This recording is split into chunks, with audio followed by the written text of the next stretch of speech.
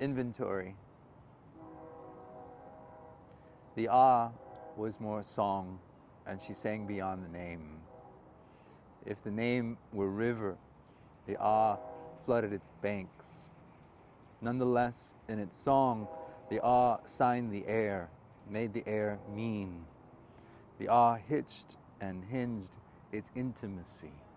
Jaw dropped, it crooned its diminutive, sang of class, filling a back kitchen at lunch where a wok clangs and a knife trims the gristle. In the stockroom with her, it kept accounts, was ledger, an idea of order among Schlitz and old Milwaukee. From tones in the pharynx, from lungs that hung like two clipboards, came the ah's inventory. She tied the ah to my name like that old trick, tongue-tying cherry stem. Quipu or rosary, in the knot was knowing. She threaded the I to sow the threnody, liturgy the way she sang the vow amid the till bell, a field song over produce.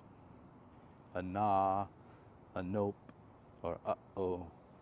It was abracadabra, an end note, a colophon bearing the binder's mark.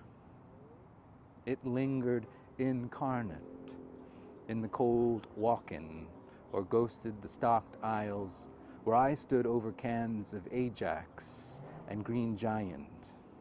The ah was wavelength, a frequency shape, like a mountain range. It was the gesture's aura, and like a varnish, it lustered my name and diminished like a mark in the margin. It was Whistle House, a star's spur, and it could scold from the meat counter where she priced the chuck with a grease pen tied to the scale. In her long breath, the ah was money to burn, incense in a Folger's can. In the ear, as if in a mirror, I found myself listening, and like all language, it was a grave's treats, singing of separateness and tracing something complete. Though not on a map, its lilt echoed the geographies, and she hummed it simply over a thin broth, simmered day long and suckled on a short rib.